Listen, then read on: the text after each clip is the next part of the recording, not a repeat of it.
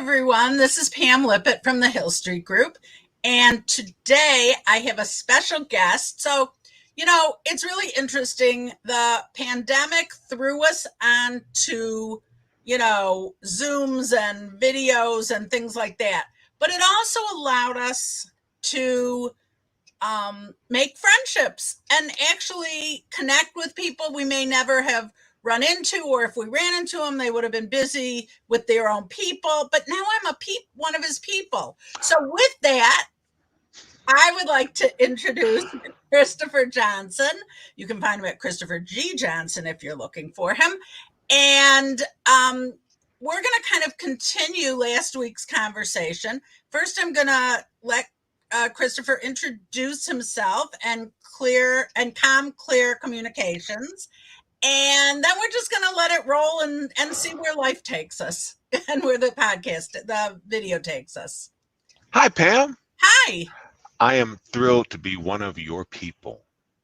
Me too. Because people who need people are, oh wait, that's never mind. So yes, Christopher Johnson, Calm, Clear Communications. I help companies and organizations reduce or eliminate their tech headaches in this virtual environment. We just need you in every home work space. You just like migrate in one after another and just be there to help us. You know what? Exactly. That's why I'm here. Wouldn't that be a good goal? Just to be everywhere, ever present? Ubiquitous. Ooh. Now we're getting to real big words. I don't have to look that one up. I love when I have to look up a word. Me too. Yeah, it doesn't. See, we're just like together. It doesn't happen very often. I have to say I'm pretty good with words because I'm an unbelievable reader. And I think if you're a reader, especially from childhood, you become a word sucker-inner of. You know what? I love that term. I have a book for you. Okay. This was a book. It's a biography that I was required to have a thesaurus with me as I read it because the man's vocabulary was immense. Jerry Wexler's biography. Now, Jerry Wexler was part of Atlantic Records. Oh. And as much as he loved music, and he loved music, and because he was one of the people behind Aretha Franklin and the whole Stax sound and all these great acts, he loved words just as much. Okay. And it's like you, Jerry Wexler's biography. It is. And because you are who you are and I am who I am, I'm looking the exact title up right now. Okay. Well, if you tell me it, I will add it so other people, when they're watching, can see it. And while you're looking it up, I will just tell you that if people are either watching now or watching in replay, and I think the majority of people watch in replay, let's face it, and that's okay and that's good, let us know. Put in a comment where you're from, if you have questions after the fact, we will come back to you and answer them. So just let us know where you are and we'll move forward. So did you find a book? I did. Okay. Rhythm and the Blues, A Life in American Music by Jerry Wexler. Now you want me to spell rhythm. Well, you know what? Because you are who you are, I'll do this. What are you doing? You know what? I can't put it into the comments. Oh, well. Yeah, I think you can. No? No, I don't have the ability to add a comment. I can see the comments. Well, so yes. So I can't add. Yes, you can. Look, post a comment at the very bottom. Doesn't it say that? Only on your side. But here's what I can do. There. The private chat. I was going to suggest that. So you will notice as we're on this call, we are also learning. And you know what? I'm a lifelong learner, so I am just fine with that. Here we go. If anyone's watching, this is the book. So just make sure you grab it. I'm going to grab a copy. I'll see if I'm going to listen or read. I'll probably read. I'll probably read. Yeah, I haven't seen this one available on Audible or any Okay. other of the streaming services, but it is a wonderful book. And in terms of music, a lot of biographies have David Ritz as co-writer. So he Oh, has okay. helped a lot of people. And he does a wonderful job because he keeps their voice. So his Right. book, Brother Ray, it sounds exactly like Ray Charles telling you a story. Interesting. Etta James, same thing. It captures her voice. Well, So Dave, oh, go ahead. Finish. Divided Soul, his book with Marvin Gaye, again, it captures the voice of the artist. You don't hear it's like someone else talking about them. You hear the artist telling that story. It's really interesting. I've worked in nonprofits a lot. And so the presidents rotate every couple of years. And the reality is the director, the executive director, you do a lot of the ghost writing and then send it over for editing. And I always tell people, feel free to change it. It'll take me a little bit of time to learn your voice. And once you learn their voice, then you can write as someone. So it really Exactly.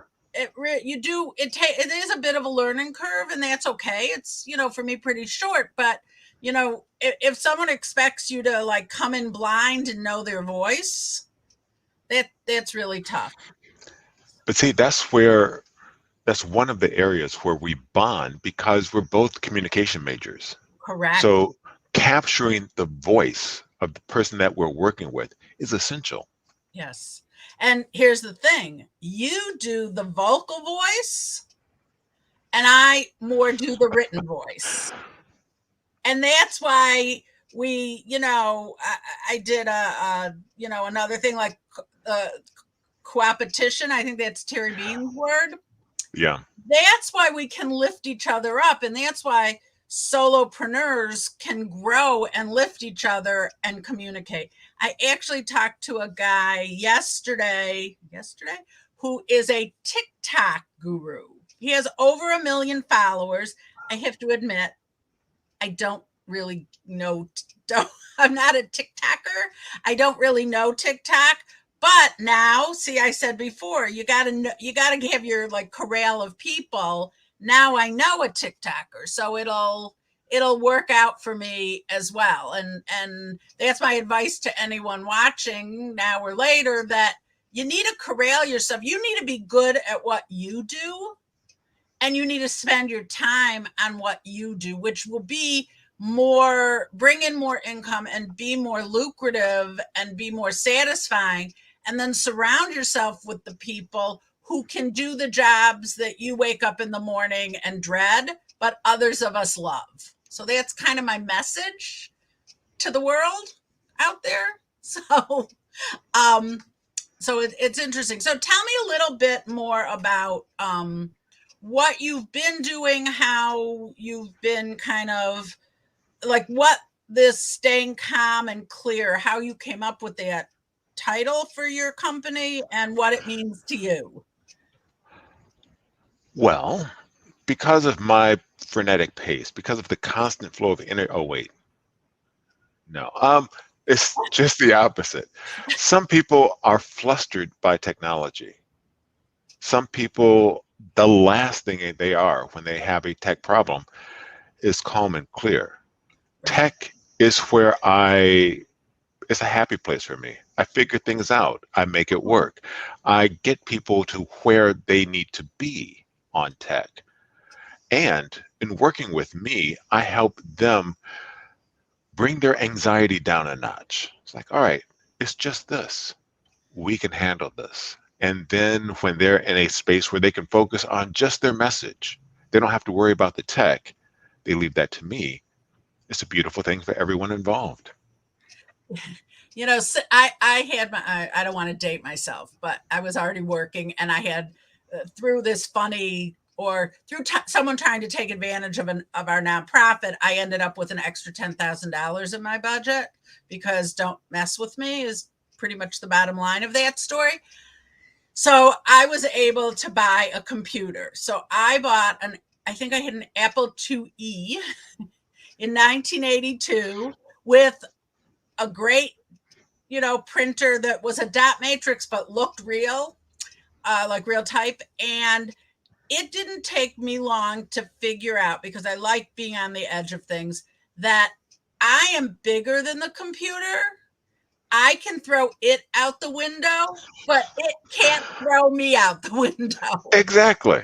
And that really, I've said that to so many people, that you don't need to know. I think people are still scared of technology because they don't understand. You don't need to know what cards, are Intel cards are sitting in your computer. You just need to know what you need to know. Just need to know the programs Exactly. and how to make them work. And once you kind of get rid of that fear, I think you're in much better shape. You are. And see, that brings to mind a story about my dad. When he first bought his computer, I spent a lot of time going over to his place and helping him with it.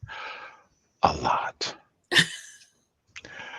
And he stopped me one day and he asked uh, if it was okay that he only used his computer to write articles for the church or play solitaire or look up movie times.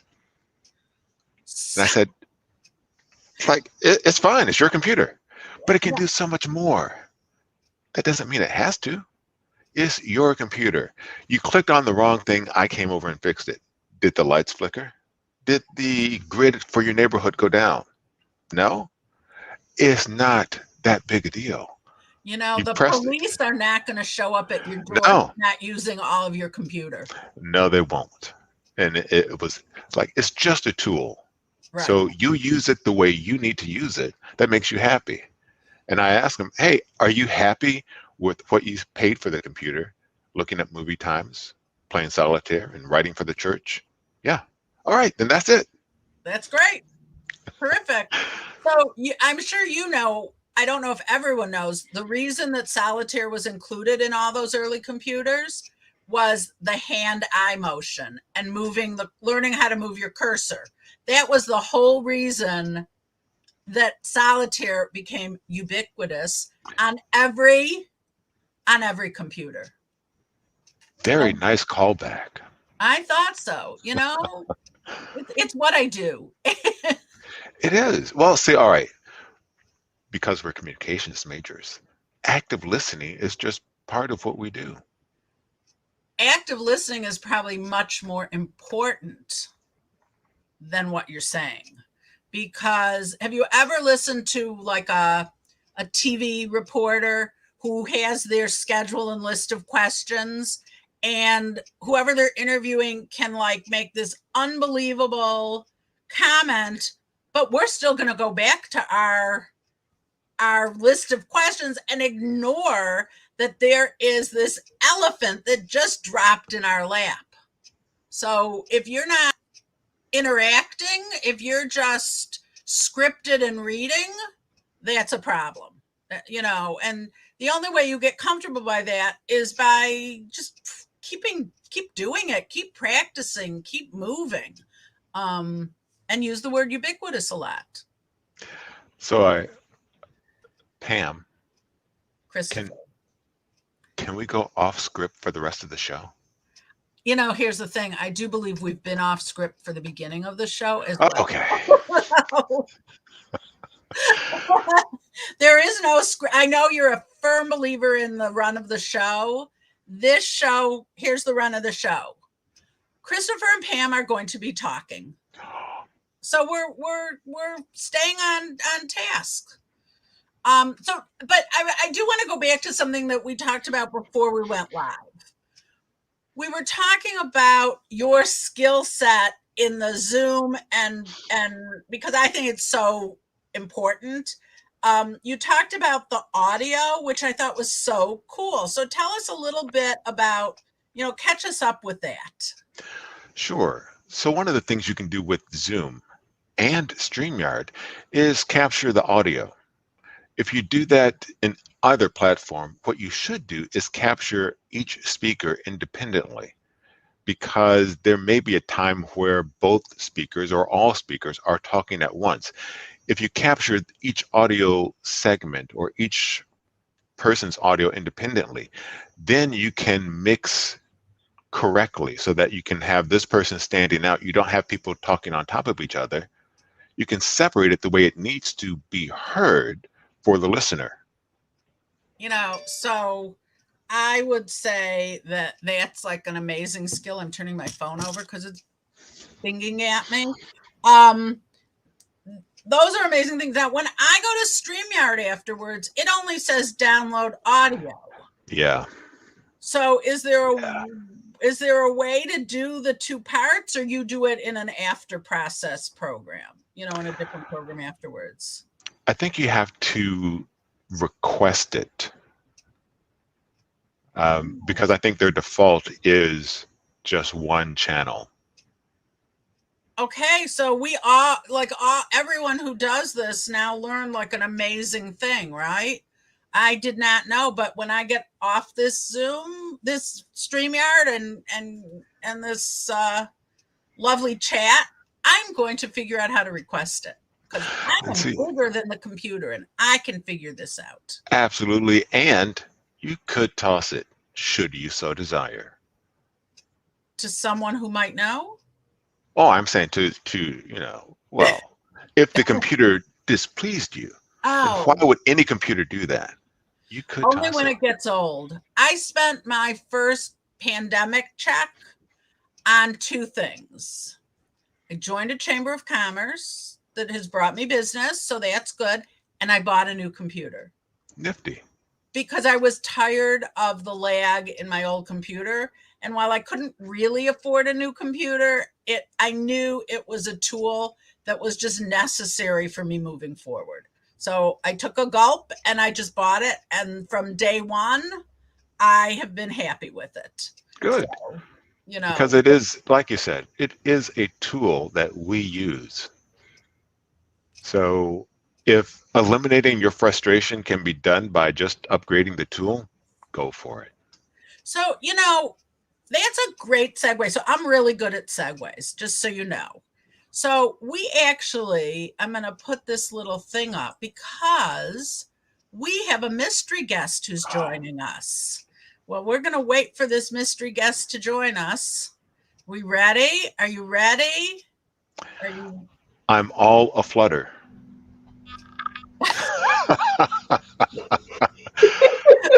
How was that for an entrance? It was I love the daisy glasses. A little crooked, are they? I don't know. We'll forgive you. So last week after you and I finished, I sent a message on LinkedIn, the preferred platform, to Brenda and said, how would you like to surprise Christopher during the next StreamYard? So Brenda's here for just a couple minutes. She's really how we met. And so I thought, that's good for people to know that through these amazing computer platforms, we can actually make true connections. So if people say you can't, they're wrong. Behold the power of LinkedIn. Exactly. And of Brenda Meller, the Brenda Meller. The Brenda Meller, as we call her. So welcome, Brenda. Well, welcome to I'm so glad to join the Pam Lippitt and the Christopher Johnson. I mean, how lucky am I to be on the stage, the virtual stage with both of you? I mean, it's crazy. And now if you post later that you were on this, and first of all, it's so funny because I see a reflection of the computer in your glasses. That is kind of fun, isn't it? It's like right in the middle there. There you go. It's like Mr. Roboto. So if you post later that you were our mystery guest, we're going to have, let's be real. We're going to have like 9,000 extra views of this video. I think you forgot a zero on there. The way these things work too is I feel like with the live videos, you get more people viewing later in the day than you do during the live. So we're speaking to people, whether they're here in the live or watching in playback. And I always encourage people, when you come on a live video, put a quick comment in, because then we know where you're watching. So I usually pop on and say hello from Metro Detroit. I resisted it on your broadcast, Pam, because I didn't want Christopher to know who the mystery guest might be. But I've been watching for about the past 10 or so minutes before coming on. Terrific. So we're talking about some interesting things. We had a great conversation, kind of a little bit I'm not centered, a little bit snarky before we started about how we like being snarky. And I think it's a common denominator with people who actually have the guts, let's put it that way, to go out on their own. You have to have that power and know that no matter what anyone else says, you can do it, right? And that's a little bit of snark, a little bit of, self-awareness, self-confidence that other people may not understand. So, we just have to keep, in this world, I feel like we're just moving forward and everybody else is just around the corner waiting for us. So agreed. So that's and in awe of the fact that we are moving forward. Yes. I talked to someone the other day who told me that during the real crisis of the pandemic, her spouse couldn't even get in the car and drive. He was so stopped by everything, and she drove him to work and was, helping him out a lot. And so we really don't understand, I don't think we'll understand for a long time the true angst and I call it Mondays, the trauma.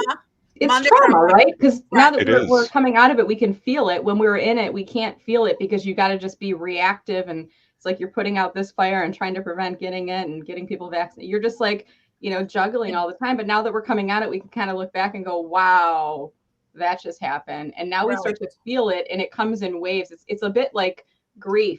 You can't really feel it when you're going through the motions of making funeral arrangements and seeing your family and friends. But then a month goes by and you try to pick up the phone to call your mom and you can't, and it's like you feel it again. And then you have to there's a roller coaster of emotions you go through. And definitely a pandemic is much different than losing a loved one. But some people have lost a loved one during the pandemic. So just think about the layers of trauma and grief that are kind of rolled in there too, right? Yeah, I think it's going to, there's a couple things, I think. I think that it's going to be around for a long time. Mm-hmm. I'm glad to see that our numbers, at least in Michigan, our vaccination numbers seem to be growing. That's the only thing that's going to tampen this Delta variant and the variants that come beyond it.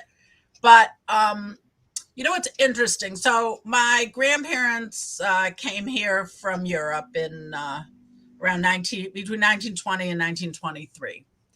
And my grandmother at that point was 20.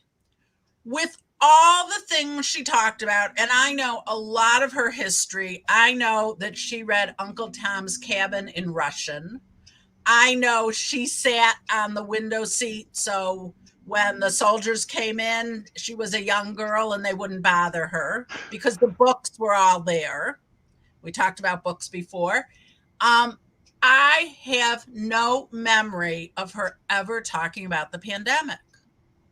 So I looked up, because we think of the pandemic of 1918 really being here and in Western Europe more. But she was from Russia. If you said she was from the Ukraine, she would have laughed in your face. But but I looked that area up. It was riddled with whatever the virus was then. I never remembered her talking about it. And all I can think of is she had bigger worries about being killed than the pandemic, because I can't figure it out otherwise, that neither of my grandparents ever mentioned it. So in the beginning, I did a lot of studying, I was insane studying about 1918. And when I realized that we were no further ahead at that point in terms of how we treat people, I just went, that was my crazy point, just so you know. But now I'm better, so I'll go off that topic and and go back to how we all connect together. And one day maybe there'll be a TEDx. I saw someone's posting, will there be a TEDx, and we'll all be there. Yeah. Any update there, Christopher, or can you not say? Nothing that I can share at this moment. Okay. You'll tell us afterwards, and I'll text you, right? I'm kidding. Oh wait, are we still broadcasting? Oh wait. No one's watching, Christopher. Just tell us. It's fine. Oh, all right. So this year, I almost fell for it. So should we have hope? How about we'll ask that? Absolutely. Okay. Absolutely. That's what counts, right? So it does. That's really what counts. And so let's talk a little bit about we're gonna go about another 5 minutes just so we keep everybody on the right spot. Let's talk about for a minute how you have both gotten new clients during this time and what your growth ideas are. Christopher? Well, new client acquisition. Mostly word of mouth. When someone has worked with me and they say, oh, you know what, this event went off really smoothly and all the anxiety I had before dissipated because I had someone behind the scenes taking care of everything. Right. That helps a lot. And do you give them like a push to share that message? I do. One of the business lessons that I learned from Brenda is, hey, always ask for a recommendation. Yes, I've actually added recommendations on a carousel to the bottom of my website on the homepage because I know that people don't really get past the homepage a lot. I could pull it up, but I'm not so good at it. So I'm not going to right now, but I could. Do you want me to walk you through how to do it, Pam? I would. And wait, I kind of know. I'm going to share my screen. I am going to share. Well, here, hold on. I want to get your website up first. Like my website's up. Okay. On the other screen, I just have to get rid of some pages. Okay. Like I've learned by not by mistake, because I don't make mistakes. I have learning experiences. I've had learning experiences that you don't want to have your checking account on screen or your email inbox on screen. Kind of in the background, and then you're in a live stream and you're like, oops, didn't mean to share that one. Oh, look, here's all my passwords. Right, exactly. Password file, yeah. So here is my website, and then you can see that on the bottom, I have my testimonials. That is a great idea. Well, you are welcome to it with one thought. So I'll stop my share screen, and oh, well, look, we're in a different order. And you know what my caveat is? I get recommendations from you guys that I can put up there. Absolutely. And I am happy to do the same. Because if you don't ask, says Brenda Meller, right, quote, you don't get the response. The answer is always no, right? If you don't ask. There exactly. You go. Exactly. Yeah. So Brenda, tell us as we're gonna. Well, okay. We have a couple minutes left, but you tell us what you have done to. Well, you've done everything, but what you've done to grow the paid part of your business. Yeah. So, but it does tie it into some of the non-paid stuff. So I got to kind of take it full circle, and I'll make this brief. So at the beginning of 2020, I mean, it was like, January, February, March were the biggest income months I had. And I was doing more speaking engagements. I was doing national conferences, and things were really starting to get very exciting. And I was just trending in the right direction. I was like, 2020 is the year for Meller marketing. And then, we started hearing the whispers of this virus and this, possible pandemic. And then March hit, and it was like came to a screeching halt within the first 2 weeks. Things were canceled. I had, part one of training that I had already done with some clients, and they couldn't do part two because we weren't sure. And we're all like, well, it's going to be a couple weeks, right? Right. And then remember how naive we didn't know. I mean, we didn't know what we know now. Had we known, let's think about how crazy would have gone if someone had told us last March, you're still going to be in this as of August 5th, 2021, coming out of it, but there's a possibility of another wave coming through. I mean, we would have probably gone insane, right? So you take it day by day. For me, I kind of was like, okay, the big things were going away or being put on hold. And then my retainer clients started canceling because they were having to close their doors, lay off staff. I mean, they can't afford to have social media management running for a monthly rate if they're letting people go. So those started going away. And I mean, luckily it had some savings and things that we could live on, but I didn't know how long it was going to last. And I said, well, you know, this is going to be around for a while. What can I do to help others? And I started hearing, and it was probably like April was the first time, started hearing of people being laid off by their company. Good people, hardworking people. Right. And I was like, this is not right. And then a lot of people were just being sent out without a lifeline. So I'm like, well, I'm going to do a LinkedIn for job seekers webinar. And that evolved from 1 webinar to 4. And I repeated them once a week in a 4-week cycle, and then kept them going. And they were all free. And I did this just to help people that were unemployed, knowing that if I could help them get back to work, if I could help them feel like they weren't so alone in the process, they would remember me when they did land. And when an opportunity came up for training or for LinkedIn strategy, they would refer me. And I've gotten some of those referrals. I mean, the revenue I'm getting now, Pam, is based in part by some of the referrals from those job seekers from last year. The other part was, you know, I was already doing LinkedIn Live. And at the time, you know, March, April 2020, not a lot of people had it. So I'm like, well, what can I do to help give people visibility, to keep myself visible in the process? Well, I can increase my LinkedIn Live schedule. So I started going, I think I was going 3-4 times a week. And it was a lot. And then over the year, I kind of reduced the frequency. It was twice a week, once a week. And now I'm about once or twice a month. But by shining the spotlight on other people, by giving them visibility, and I was also picking topics I was interested in: how to publish an audiobook, how to kind of evaluate your technology needs if you're self-employed, you know, how to network effectively as an introvert, you know, that's me. And I was picking topics and people that I really enjoyed hearing from. So rather than do the, hey, let's do a virtual coffee and get to know each other, I would say, well, that sounds great, Christopher Johnson, but how about we do a LinkedIn Live instead? And we talk about that topic, right?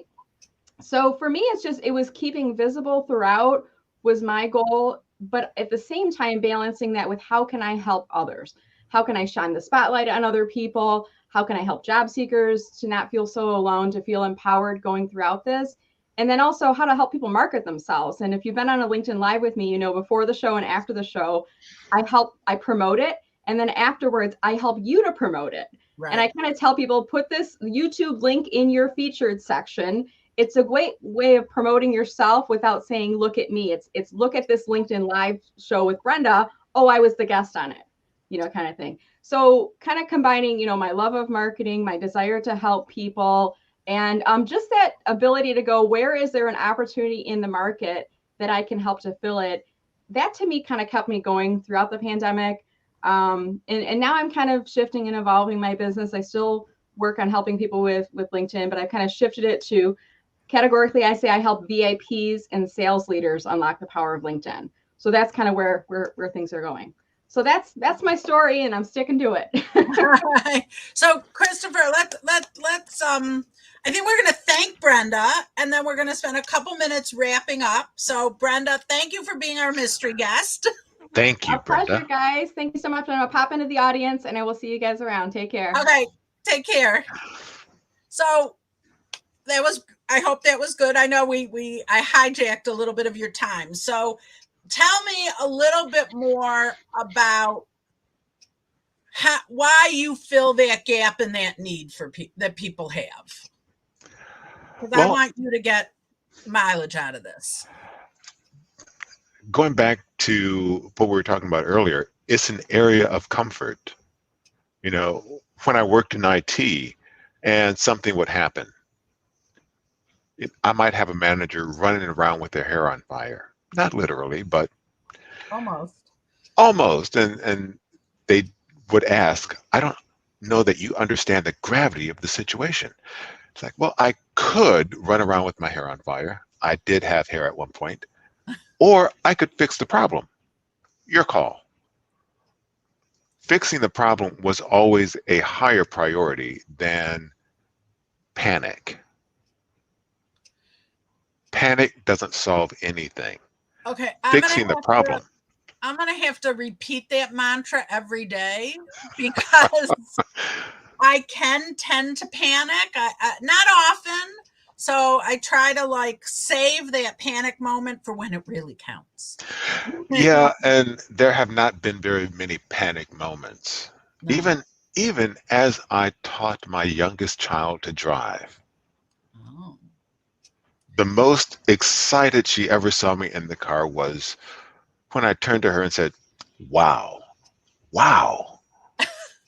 Wow, you just ran over that curve. Wow, that was a stop sign. Wow, that was a red light.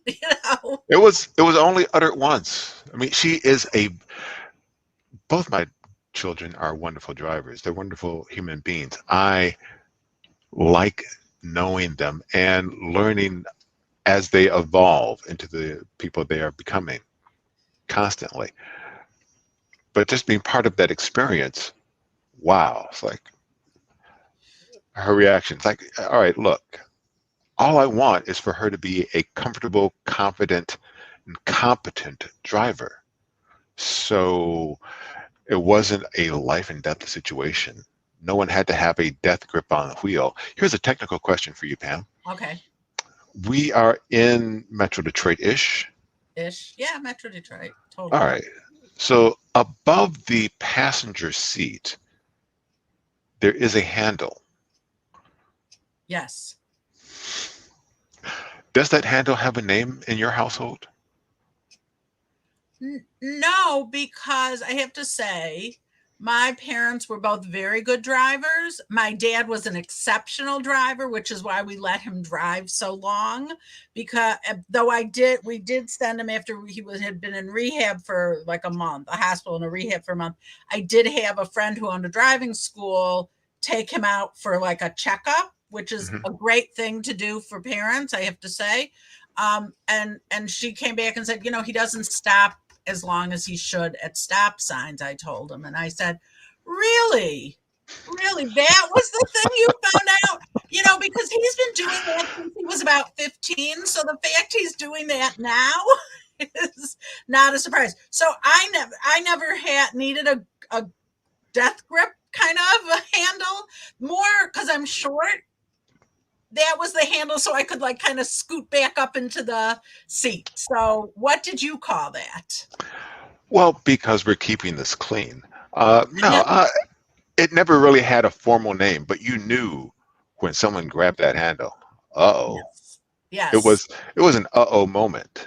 And it's like, all right, there was no, I've reminded my girls, I've never felt a need to grab a hold of that because you're confident drivers. And I carry that through with everything that I do. So whether it is a LinkedIn Live or a Zoom it's just communicating a message with technology. You take care of the message, I'll take care of the tech. Well, that takes us back to where we first began last week when we talked about the medium is the message. See, I did it again. Sorry. So, that right now, first of all, being competent and clear-headed and secure in your words and your actions is not only for knowing how to drive. Those are life lessons. It is. So those are good things. I grew up without, seatbelts, maybe in the front seat, maybe people wore them, the back seat, the rule was how many people can you cram in? A friend of mine had a little MG and we could easily put 5 or 6 people in that sucker. So, yeah, exactly. And if the roof was down, forget it. So we grew up so differently, though. I was the first one in the family to actually say the seatbelt's going on and it's staying on, because I had a friend who was in an accident and a seatbelt saved his life. And that was, now it's, and I don't want to go back to the pandemic, and I don't want to get political, and I don't whatever. But we put on the seatbelt, and we have for ourselves, but we have the other people in the car put on the seatbelt because we care about them. That's my feeling about the mask. I put it on because I care about myself. I ask you to put it on because I also care about you. Just like the seatbelt. Okay, I'm off my little statement now. And it looks like we're all going to be wearing masks inside again pretty soon. That's okay. If it gets rid of it, it's okay. And then, absolutely. And Brenda was talking about before that she thought this was going to be a week or two. I never thought it was going to be a week or two. No, but at the same time, I couldn't look past, had we said then, all right, look, buckle up. It's going to be at least 18 months. That would have had a different mindset. But we said, all right, let's just take this as it is. Okay, those are the numbers. These are the precautions. Okay, got it. All right, those are the numbers. These are the precautions. And we adapted to the new way of life. Right. We did. But I think that if on, the day the vaccine came out, they said, this is 18 months, or this is 12 months, or this is 2 years. You get to choose, right? Yeah. I chose to get the vaccine as soon as I could, whatever. Actually, my friends in Israel got their 3rd doses yesterday and today. Wow. Yeah. So it's going to come. That's okay. You know what? It's so okay. Then, this will be my controversial contribution to this conversation. Yeah. Because you're in Michigan. Yeah. Did you do the belt and suspenders? Did you go with the vaccine and Vernors? The vaccine and Better Made? The Vernors. There you go.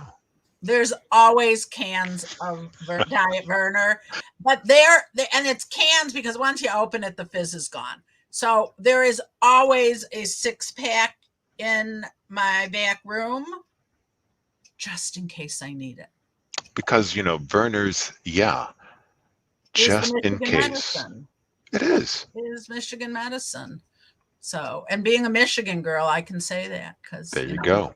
We'll brand the U of M part in there. It's Michigan medicine. So, all right. Well, I think we have held people long enough. I hope they're enjoying it. And I, want to thank you again for joining me here. It's been really fun, right? Exactly. Yes, it has. So, and we will to be continued, as they say. Wonderful. Because I look forward to our next conversation. Okay, so you stay in the broadcast. I'm gonna end the broadcast for everyone. I'm gonna remind. Oh, you know what? I was bad. I did not put up my contact information.